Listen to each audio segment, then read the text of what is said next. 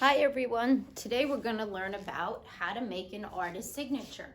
Before you can make an artist signature, you kind of have to start with your regular signature. So you got to kind of have to understand that first. So if someone had asked me, hey, can you sign this piece of paper? I would do it always this way. My first initial dot and then my last name. And this is how it looks in script. Then I could also sign my name with print.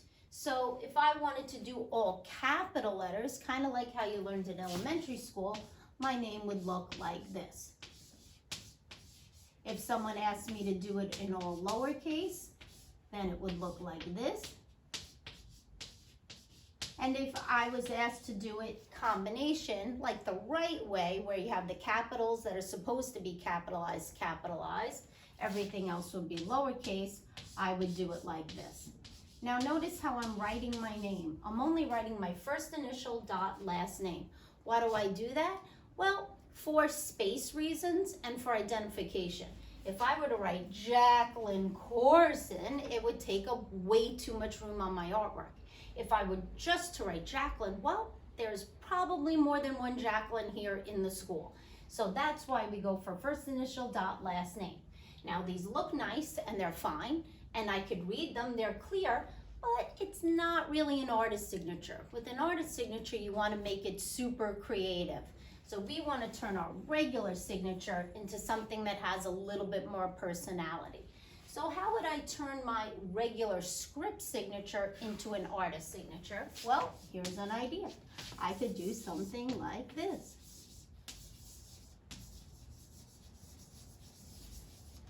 I made it a little bit more fancier if you want to think about it. Now, how would I turn my uppercase name into an artist signature? Well, I might do something like this.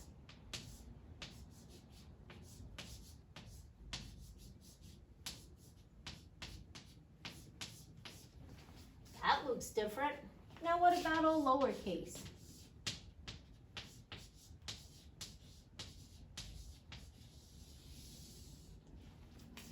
Then what about all uppercase? Combination. That's where everything that should be uppercase is uppercase, and whatever should be lowercase is lowercase. Okay? So 4 different ways. How many signatures could I make? Lots of signatures. It's endless. Think of it like Buzz Lightyear, to infinity and beyond, right? We can keep going because our brain is so imaginative and creative, we can come up with lots of different ideas. Think of it like the font on your computer. There are lots of different fonts and lettering styles to choose from. We can put them on an angle, making them italics. We can bold them and make them thicker. We could curve the lines, curl the lines, make them straight, make them intersect. So there's lots of things that you can do to make a cool looking artist signature. Now, once you try out different ones, you look at the ones that you did and you say, you know what? I like this one. You pick that one and you stick with it. You don't change it. Keep it all through middle school, all through high school, and that will be your kind of identification too. So now that we have an artist signature, you have to know, well, what do I write my artist signature with? Like what art material, what art medium? Well, the answer is whatever art medium you're using for your project. So if I were doing a pencil drawing, I would sign my name in regular pencil. If I was doing a colored pencil and Sharpie project, well then I have 2 choices. I could sign it with colored pencil or I can sign it in Sharpie. If I was doing a pastel project, like this is chalk pastel, I'd sign it in chalk pastel.